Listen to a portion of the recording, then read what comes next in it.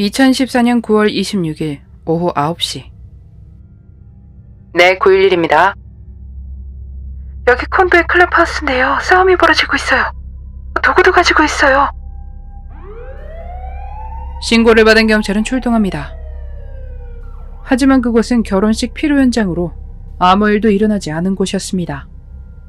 1시간 후 911에 전화가 걸려왔지만 이내 끊겼고 다시 그 전화로 구급대원이 연락합니다.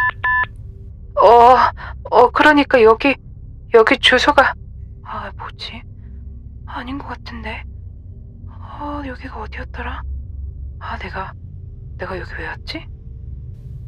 이 여성은 통화 내내 무언가 중얼거렸는데 알아듣기엔 무리가 있었습니다. 다음 날인 9월 27일 아침 8시 18분 911로 다시 같은 사람으로부터 전화가 걸려옵니다. 누가 집에 들어왔어요.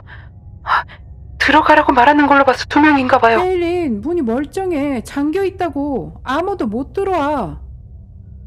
신고를 넣은 여성은 혼란스럽고 괴로워 보였으며 침입자에게 떠나라 소리쳤습니다. 뒤에선 아무도 아니라는 룸메이트로 추정되는 여성의 목소리가 들려왔고요. 경찰이 도착했고 그녀의 집을 둘러보지만 누군가 침입했다는 어떠한 흔적도 찾지 못합니다. 또한 신고 여성의 룸메이트 역시 아무도 집에 들어오지 않았다고 경찰에게 대답했습니다. 룸메이트는 신고 여성을 좀 망상적이고 편집증이 있는 것 같다 라고 전합니다. 같은 날 오후 3시 30분에서 오후 5시 45분 케일리는 집 밖 보안 카메라에 잡혔습니다. 3시 30분 반바지와 나시 그리고 맨발인 상태의 모습이 찍혔고 5시 45분 어딘가로 달려나가는 것이 찍혔습니다. 하지만 그녀의 뒤에는 아무도 없었습니다. 마지막 모습은 개를 안고 같은 장소에서 개에게 말을 하는 모습이 찍혀 있었습니다. 이날 밤 늦게 이 여성은 실종됩니다. 사라진 이 여성의 이름은 케일린 라우덜이었습니다. 케일린은 그렇게 사라지고 9주가 넘어서 발견됩니다. 12월 1일 집에서 5마일 떨어진 조던강의 하수도를 검사하던 팀이 물가에서 무언가를 발견했습니다. 그것은 케일린이었죠. 확인한 결과 원인은 나오지 않았지만 특별히 약을 먹었다거나 누군가의 개입은 없는 것으로 확인됐습니다. 하지만 가족들은 믿기 어려웠죠. 사실 이런 일이 벌어진다면 당연히 믿기 어려울 것입니다. 게다가 케일리는 이전에 전혀 정신적인 문제가 발견된 적이 없었습니다. 그녀는 2006년 유타 주립대학에서 사회복지학 학사 학위를 취득하고 구직 활동을 했지만 영 자리를 찾는 것이 어려웠습니다. 하지만 케일리는 포기하지 않았죠. 2014년 그렇게 기다리던 취직이 됩니다. 남학교에 취직을 하지만 무슨 일이 있었는지 실종된 해 늦은 여름에 해고가 됐습니다. 왜 해고가 되었는지에 대해선 확실하게 서류가 남아있지는 않습니다.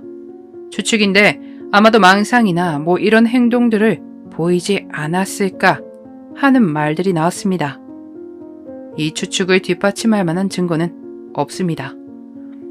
그녀에게 특별한 병력은 없지만 케일린의 쌍둥이 형제인 콜튼이 삼촌에게 도구를 사용해 2009년 11월 5년형을 선고받았습니다. 쌍둥이 형제 같은 경우는 아마도 나쁜 약을 해서 정신적인 문제가 있었을지도 모르지만 케일린은 일생 병력이 없었습니다. 다만 1년 넘게 실직 상태였기에 어쩌면 우울감이 있었을지도 모릅니다. 아버지 역시 딸이 좀 우울해 보였다고 말했거든요. 하지만 어머니는 케일린이 정말 열심히 구직 활동을 했다고 했습니다. 사라지기 전날인 2014년 9월 26일부터 9일의 수상한 신고 전화들이 이어졌죠. 케일린이 사라지던 날인 9월 27일 그녀는 맨발로 오로지 나시와 반바지만 착용하고 나간 상태로 집에는 휴대폰, 집키, 지갑, 자동차 열쇠, 애완견을 두고 나갑니다. 보안 카메라에 비가 쏟아지는 중임에도 우산도 없이 건물을 나서는 것이 찍혔습니다. 이렇게 풀리지 않고 가족들도 모르던, 그녀의 전혀 알지 못했던 상태 때문에 많은 이들이 혼란스러웠고 그랬기에 많은 관심을 받고 있는 사건입니다. 알리사 램 사건이 떠오릅니다. 케일린의 가족들은 방송사를 통해 자신들의 입장을 발표했습니다. 우리는 케일린이 발견되었다는 소식에 가슴이 찢어졌지만 그녀를 찾았다는 것에 감사합니다. 언젠가 다시 그녀와 함께할 것이라고 믿으며 케일린은 먼저 떠난 가족들과 함께 있을 것이라 믿습니다. 그녀를 찾으며 사건이 끝이 났지만 여전히 답이 없는 질문이 많습니다. 우리는 멈추지 않을 것입니다. 구조 동안 보여주신 여러분의 헌신에 감사드립니다.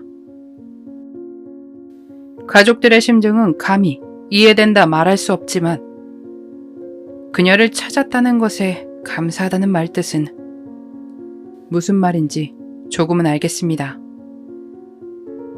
게일리는 무언가의 위협을 받았던 것일까요? 아니면 스트레스로 인해 정신의 문제를 일으켰던 것일까요? 여러분들이 보시기엔 어떠신가요?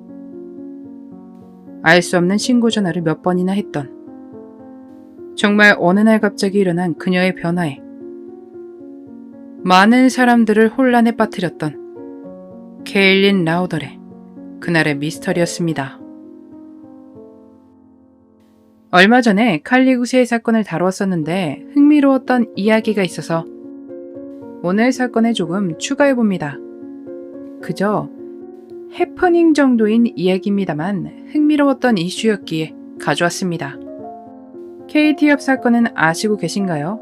작년인가 엄청 이슈였죠. 그녀는 먹방 유튜버로 누군가 강제로 시키는 거라며 음모론이 제기됐었습니다.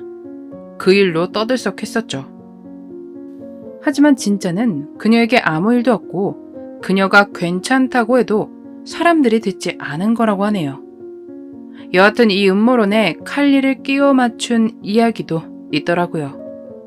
실종된 칼리가 사실은 KT업이라고 말이죠. 닮았다고 하니 어쩐지 조금 비슷한 느낌도 듭니다. 여러분들이 보시기엔 어떠신가요? 물론 KT업이 자신은 아무 일도 없다고 했으니 당연히 아니겠죠. 마지막까지 흥미로운 시청 감사드립니다. 꿀잠 주무세요.